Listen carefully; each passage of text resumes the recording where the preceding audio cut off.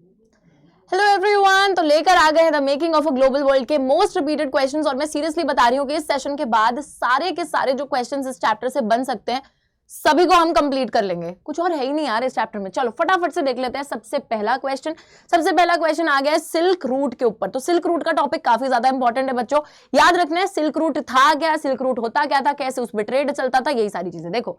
Silk route एक अच्छा example of a vibrant pre modern trade cultural links between the distant parts of the world.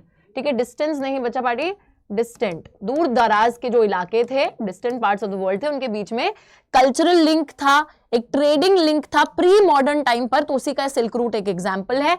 हम लोग देखते हैं over land over sea knitting together vast regions of Asia linking with Europe and Africa.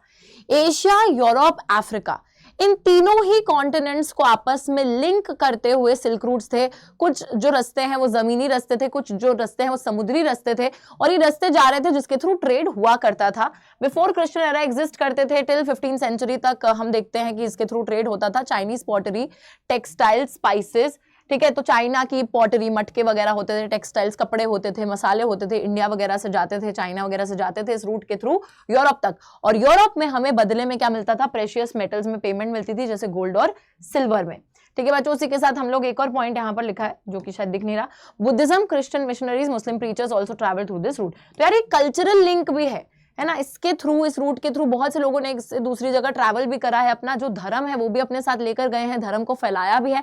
तो that is why इसको जो है cultural link भी बोला जा रहा है, और ट्रेड तो होता ही था, है ना। चाइना की पॉटरी, टेक्सटाइल, स्पाइसेस, ये सब इंडिया चाइना से जाते थे यूरोप तक, और फिर यूरोप से हमको वापस पेमेंट मिलती थी गोल्ड और सिल्वर के फॉर्म में। तो ये तो बात एकदम क्लियर है। सिल्क रूट के बारे में सब कुछ ही लिख दिया है यहाँ पर, इसको अच्छे से याद कर लीजिएगा। अगला क्वेश्चन है, new crops could make the difference between life and death, explain the above statement in context of the Irish potato famine.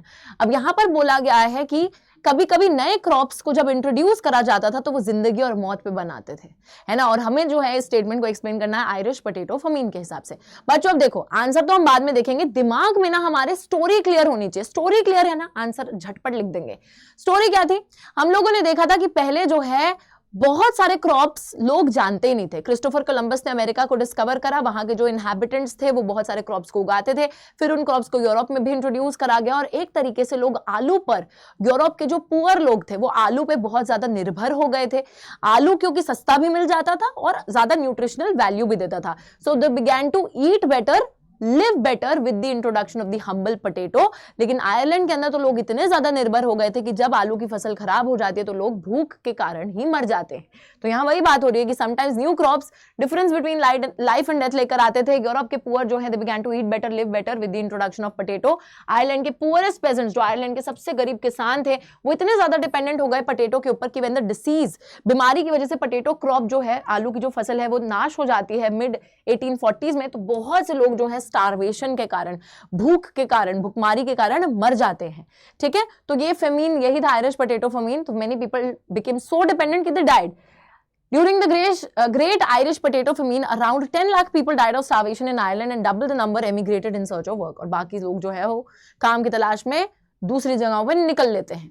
ठीक है, तो ये बात याद रखिएगा। ऑल राइट, थर्ड क्वेश्चन यहाँ पर है, even the ready food stuff in the distant parts of the world might share common origin, है ना। Justify the statement with a relevant example. बोला जा रहा है कि आजकल हम बोलते हैं कि वर्ल्ड में चाइना के अंदर ये मिलता है, इटली का ये है, इंडिया की ये डिशेस हैं, बट कहीं ना कहीं कुछ कॉमन ओरिजिन्स दिखते हैं। जरूरी नहीं है कि वो चीज वहीं ओरिजिनेट हुई थी। तो यार जैसे कि हमने देखा है इस चैप्टर के अंदर कि अरब ट्रेडर्स जो हैं वो पास्ता लेके गए थे 5th सेंचुरी सिसिली में, जो कि इटली का आज एक आइलैंड है, और पास्ता जो डिश है वो अब इटली की इटालियन डिश मानी जाती है, बट इसको ओरिजिनली अरब ट्रेडर्स अपने साथ लेकर गए थे। और दूसरी बात यहाँ पे बोली गई है कि नूडल्स जो है वो they travelled west from China to become spaghetti, और नूडल्स जो है चाइना से वेस्ट की साइड ट्रैवल करती हैं, और नूडल्स क्या बन जाती हैं, स्पेगेटी बन जाती हैं in the western side. All right, उसके बाद फोर्थ क्वेश्चन यहाँ पर है, the most powerful weapon of the Spanish conqueror was not a conventional military weapon at all, justify the above statement by giving 2 reasons. बोला जा रहा है कि जब स्पेनिश लोग अमेरिका पे कॉन्क्वेस्ट करने आए थे, जीत हासिल करने आए थे, तो उन्होंने मिलिटरी से जीत हासिल नहीं करी, मिलिटरी वेपन का तो इस्तेमाल किया ही नहीं गया जीत हासिल करने के लिए। तो कैसे जीत हासिल करी थी, तो हमें पता है कि स्पेनिश कॉन्करर्स का सबसे ज्यादा पावरफुल वेपन कोई कन्वेंशनल, जो नॉर्मल मिलिट्री वेपन है वो नहीं होता था। क्यों? क्योंकि they used germs like smallpox which spread deep into the continent before any European could reach there. Europe के जो लोग थे उनके अंदर स्मॉल पॉक्स जो बीमारी है उसको लेकर इम्यूनिटी थी, बट अमेरिका के लोग जो कि अभी वर्ल्ड से इतने जो है मिलनसार नहीं थे, बिल्कुल अकेले एकांत में रहते थे, अभी तक वो उनके अंदर कोई इम्यूनिटी नहीं थी इस डिसीज को लेकर।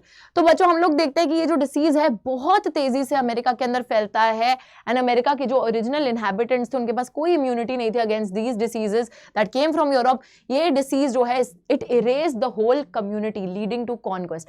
बहुत सारे लोग मर चुके थे इस डिसीज से अमेरिका के अंदर, जिसकी वजह से इजिली जो है स्पेनिश लोग कॉन्क्वेस्ट हासिल कर लेते हैं। दिस बायोलॉजिकल वॉरफेयर, अब ये मिलिट्री वॉरफेयर नहीं है, दिस इज बायोलॉजिकल वॉरफेयर। आप एक बीमारी के दम पर जीत गए हो, है ना, बीमारी को फैला दिया है, लोग मर गए हैं और आपने इजिली जीत हासिल कर रही है।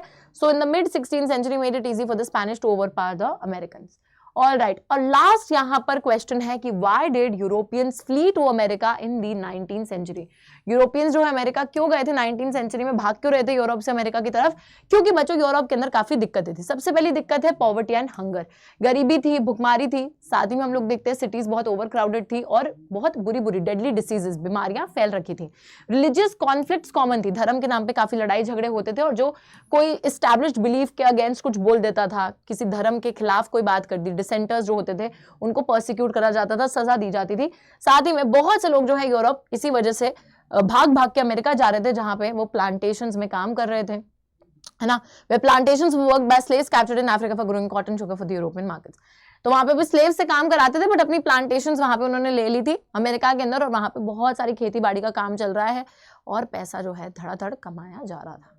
चलिए, तो इसी के साथ हमारे मोस्ट रिपीटेड क्वेश्चंस होते हैं समाप्त। सारे के सारे टॉपिक्स बच्चों हमने जो जो इस चैप्टर के आ रहे हैं वो इन क्वेश्चंस के थ्रू कंप्लीट कर लिए हैं। इतना सा ही पढ़ना है, कुछ और नहीं पढ़ना है, ठीक है। तो I will see you in the next session, take care and bye bye.